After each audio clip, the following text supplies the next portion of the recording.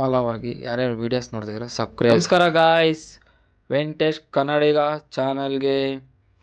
ಹಾಗೆ ಇವತ್ತು ರಾಗಿಗುಡ್ಡ ಅಂತ ದೇವಸ್ಥಾನಕ್ಕೆ ಹೋಗ್ತಾ ಇದ್ದೀನಿ. ಆಂಜನೇಯ, ಪ್ರಸನ್ನ ಆಂಜನೇಯ ದೇವಸ್ಥಾನ. ಅದು ಜಾಗ ಬರೋದು ಜೈನ್ ನಗರ್ 9th ಬ್ಲಾಕ್. ಹಾಗೆ ಒಂದು 10 ಹೆಜ್ಜೆ ಇಟ್ಟರೆ ದೇವಸ್ಥಾನ ಸಿಗುತ್ತೆ. ಅಲ್ಲೇ ಬಸ್ ಸ್ಟ್ಯಾಂಡ್ ಇದೆ. ಹಾಗೆ ಮೆಟ್ರೋ ಒಳಗಡೆ ಎಂಟ್ರಿ ಹೋಗ್ತಾ ಇರೋದು, ಎಂಟ್ರಿ ಕೊಡ್ತಾ ಇರೋದೆ ಒಳಗೆ. ನೋಡಿ, ಆ ಸುತ್ತಮುತ್ತ ಎಲ್ಲ ಪಾರ್ಕಿಂಗ್ ಸಿಸ್ಟಮ್ ಎಲ್ಲ ಇದೆ ಬೈಕ್ಗಳಿಗೆ.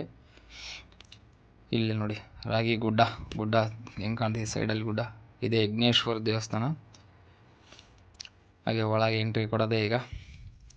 ಆ್ಯಕ್ಚುಲಿ ಅಲ್ಲಿ ಫೋಟೋ ತೆಗಿಯಂಗಿಲ್ಲ, ನಾವು ಫೋಟೋ ವೀಡಿಯೋಸ್ ಮಾಡ್ಕೊಂಡು ಹಂಗೆ ತಗೊಬಂದಿದ್ದೀನಿ. ಈಗ ಮ್ಯಾಲೆ ಗುಡ್ಡ ಹತ್ಬಿಟ್ಟು ಆಂಜನೇಯ ದೇವಸ್ಥಾನಕ್ಕೆ ಬಂದಿದ್ದೀನಿ.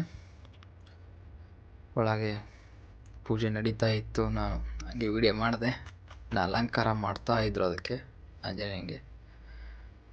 ಸುತ್ತ ನೋಡಿ, ಸುತ್ತ ಹಸಿರು ಗುಡ್ಡ, ಚೆನ್ನಾಗಿದೆ ವಾತಾವರಣ. ಸೂಪರ್ ಜಾಗ ಅಂದರೆ ರಾಗಿಗುಡ್ಡ ದೇವಸ್ಥಾನದ ಆಂಜನೇಯ ದೇವಸ್ಥಾನ ಪಕ್ಕದಾಗೆ.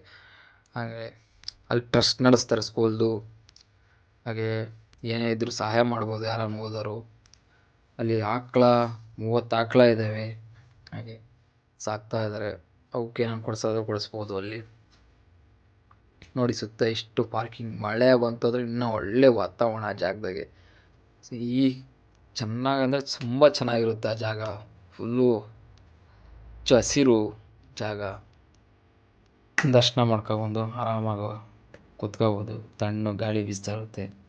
ಗಿಡ ಮರ ಇರೋದಕ್ಕೆ ಆರಾಮಾಗಿ ಕುತ್ಕೊಂಡು ಒಂದು 10 ನಿಮಿಷ 20 ನಿಮಿಷ ಕುತ್ಕೊಂಡು ಬರ್ಬೋದು ಆರಾಮಾಗಿ. ಆಮೇಲೆ ಅನ್ನದಾನ ಇರುತ್ತೆ ಶನಿವಾರ. ಈ ಜಾಗ 5 ಎಕರೆ ಇರೋದು ಫುಲ್ಲು. ಹಾಗೆ ಇಲ್ಲಿ ಸುತ್ತ ರಾಗಿ ಬೆಳೆಯೋರಂತೆ ಮುಂಚೆ. ಹಂಗಾಗಿ ಈ ಹೆಸರು ಬಂದಿರೋದು ರಾಗಿ ಗುಡ್ಡ ಅಂತ. ಇಲ್ಲಿ ಸೊಸೆ ಏನು ಮಾಡ್ತಾಳೆ, 3 ಜನ ಭಿಕ್ಷೆ ಕೇಳಕ್ಕೆ ಬಂದಿರ್ತಾರೆ ದಾಸಪ್ಪರು. ಅವ್ರಿಗೆ ರಾಗಿ ಕೊಡಕ್ಕೆ ಹೋಗಿರ್ತಾಳೆ ಸೊಸೆ. ಅತ್ತೆ ಏನು ಮಾಡ್ತಾಳೆ, ರಾಗಿ ಇಲ್ಲ ಅಂತ ಹೇಳು, ಅವ್ರಿಗೇನು ಕೊಡ್ತೀಯ ರಾಗಿ, ನಮಗೆ ಇಲ್ಲ ರಾಗಿ ಇಲ್ಲಿ ಅಂತ. ಅದೇನು ಮಾಡ್ತಾರೆ, ರಾಶಿ ಒಯ್ದಿರ್ತಾರಲ್ಲ, ಆ ರಾಶಿ ಹಂಗೆ ಗುಡ್ಡ ರಾಗಿ ಹಾಕಿರ್ತಾರಲ್ಲ ಹಂಗೆ, ಅದಕ್ಕೆ ಗುಡ್ಡ ಆಗೋದು, ರಾಗಿ ಗುಡ್ಡ ಅಂತ ಹೆಸರು ಬರೋದು ಹೆಸರು.